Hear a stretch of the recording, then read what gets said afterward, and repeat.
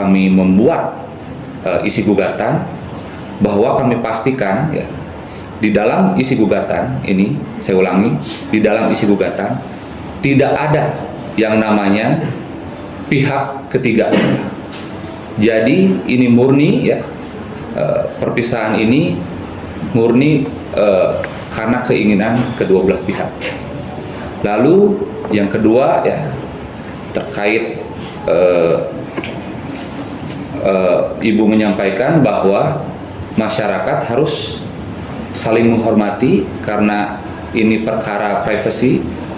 Jadi rekan Debbie bahwa sangat-sangat jelas dan tegas dalam gugatan tidak ada pihak ketiga.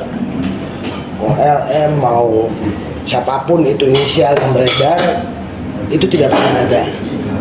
Saya juga sekalian mau menghimbau kepada rekan-rekan wartawan untuk menghentikan spekulasi-spekulasi pemberitaan-pemberitaan yang tidak boleh jelas. Menyatukan gugatan perceraian dengan gonogini.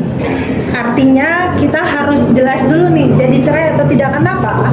Karena kan walau bagaimanapun nanti yang akan memutuskan apakah perkawinan ini lebih baik diceraikan atau dipertahankan itu tetap ada di tangan majelis hakim, gitu ya.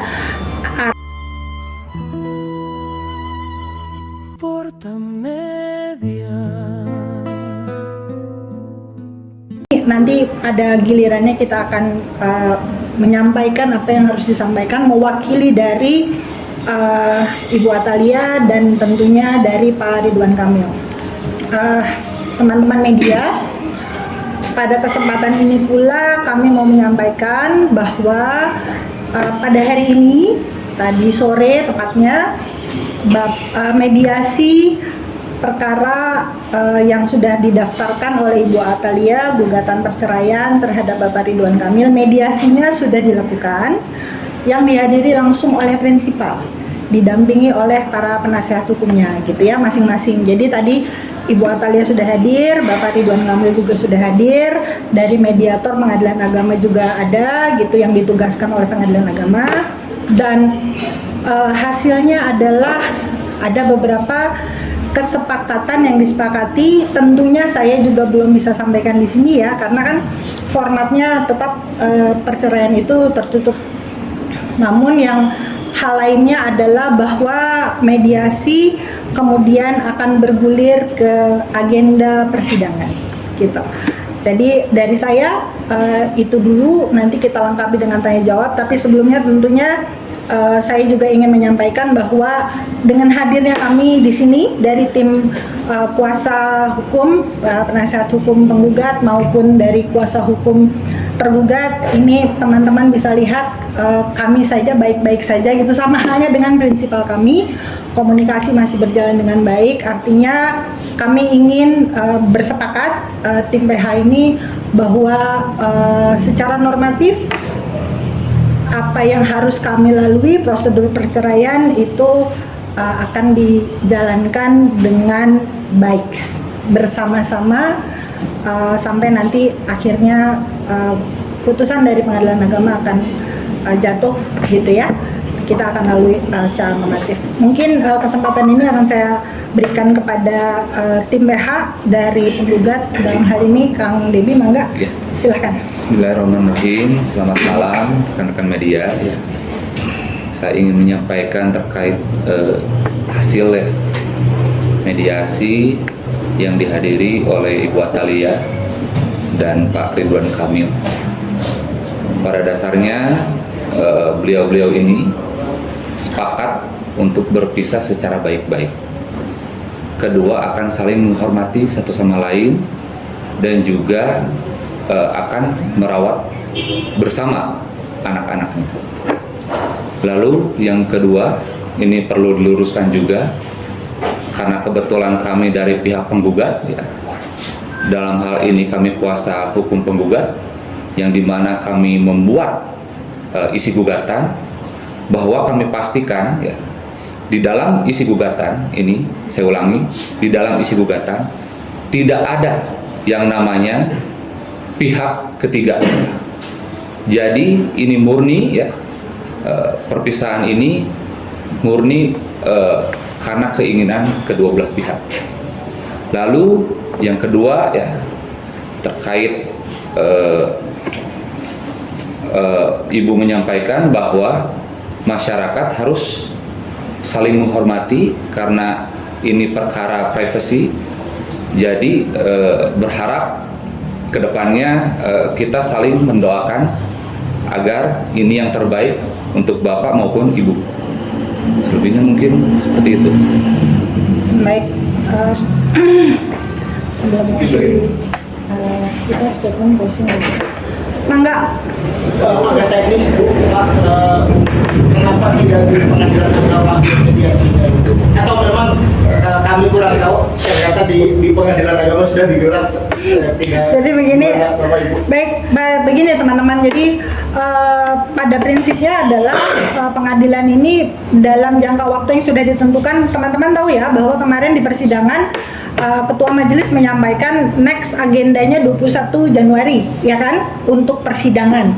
Dan pada saat itu diberikan kesempatan kepada para pihak untuk melakukan mediasi di dalam atau di luar persidangan. Di dalam atau di luar pengadilan agama. Artinya secara normatif itu diizinkan dan kami memilih untuk melakukannya di luar pengadilan agama dengan mediator yang ditunjuk oleh pengadilan agama. Ini pun atas seizin dari Ketua Pengadilan Agama dan sepengetahuan beliau. Artinya itu hal yang sangat wajar. Pilihannya mungkin untuk kenyamanan dan ketenangan saja gitu. Karena kebetulan gini ya, kebetulan kan beliau-beliau ini sibuk ya. Gitu, waktunya ini agak sore. Takutnya kalau misalnya di pengadilan agama itu kasihan nih teman-teman yang kerja gitu ya, harus sampai sore dan lain-lain. Jadi dipilihlah tempat yang di luar pengadilan agama. Di Bandung apa di Jakarta? Di Bandung. Di Bandung. Mohon. Dari hasil mediasi ada itikat, ada itikat, ada terlihat ada kemungkinan rujuk kembali. Kang? Ya, terkait hasil mediasi, Bukan saya ada gambaran atau pandangan makar. ya tadi saya ulangi lagi ya bahwa hasilnya Bapak dan Ibu ya, bersepakat untuk berpisah dengan baik-baik ya, gitu. Pemicunya apa ya? Tadi berapa lama Bu, proses mediasi berlangsung? Oh lumayan, tadi kita mungkin ada 30 menit ya Kang ya? 30 menit ada ya tadi ya? Oh, kurang lebih 30 menit lah. Ada komunikasi langsung. Nggak ada Langsung. nggak alot berarti ya? Enggak, Enggak, lancar. Yang menjadi pemicunya apa tuh? Kalau pemicu karena ini ranahnya privat ya dan ada aturan yang mengatur, jadi kita tidak bisa publish terkait sebab akibatnya. Berarti nanti tinggal nunggu tanggal 21 ya? Atau gimana? Nah, jadi mekanismenya begini teman-teman. Hasil mediasi tersebut nanti akan dilaporkan oleh mediator ke pengadilan agama. Tadi batas waktu 21 Desember itu adalah batas waktu maksimum gitu ya. Tetapi pengadilan agama boleh kemudian mengagendakan sidang pertama itu lebih cepat karena kan hasil dari mediasi sudah ada. Jadi tidak usah dimaksimalkan ke tanggal 30. Nanti kita tinggal lihat bagaimana pengadilan agama ini, kita tinggal nunggu relas panggilan. Nah, kapannya kami belum tahu. Oh, biasanya cuma satu kali atau ada beberapa kali lagi gitu? Sekali. Karena sudah ada hasilnya. Sudah ada Tapi hasil. kalau tiba-tiba di tengah jalan berubah pikiran Karena kan di sini tidak ada orang ketiga kan? Nggak ada. Ya, oke. Bu, bisa diputarkan lagi Bu, komitmen sidang tuh untuk lanjutnya tanggal 21 Tanggal 21 kan hari Minggu Bu. Tidak, kami menunggu relas panggilan. Ya, 21 Januari. 21 Januari, Kang.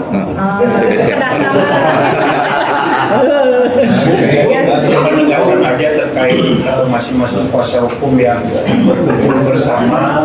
Nah ini apa yang ingin sampaikan terkait kumpul bersama ini. Oh, Maksudnya gitu. oke, baik. Tadi seperti saya sudah sampaikan gitu ya. Tadi kan kami melakukan mediasi nih bersama. Terus sudah gitu hasilnya pun kan sudah tampak gitu. Lalu tentunya kami masing-masing sudah mendapatkan amanat dari prinsipal masing-masing bahwa ya udah ini tinggal normatifnya saja gitu ya. Dan kebetulan kan memang jelas nih arah dan tujuannya, jalan yang dilalui juga sama gitu ya. Artinya adalah hukum acara, lalu tujuannya juga sudah disepakati bersama, sehingga kami berdua ini dari tim PH dan penggugat maupun tim PH tergugat ini memilih juga jalan untuk melakukannya bersama-sama gitu. Tadi disebutkan soal pengasuhan bersama seperti apa, mungkin secara detail ke depan. Ya, terkait pengasuhan secara bersama-sama kan tentunya Bapak dan Ibu ya mengasuh anak-anaknya secara bersama-sama. Ya. Tadi dihadirkan kami ini.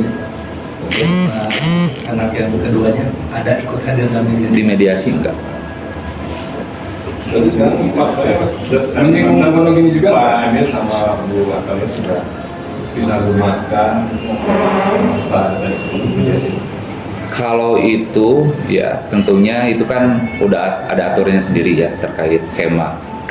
Ya intinya kita sudah penuhi aturan terkait SEMA. Ya. Surat edaran Mahkamah Agung ya, SEMA. Terus yang kedua gini nggak ada menyinggung juga Bu? Kalau harta gonogini mungkin karena kita fokusnya untuk perkara ini dulu, jadi kita belum bisa berpikir lebih jauh. Berarti dari gugatan nggak ada soal ini. Ini saya perjelas ya teman-teman. Jadi begini, hukum acara yang berlaku di hukum acara pengadilan agama yang berlaku bahwa tidak boleh menyatukan gugatan perceraian dengan gonogini. Artinya kita harus jelas dulu nih, jadi cerai atau tidak. Kenapa?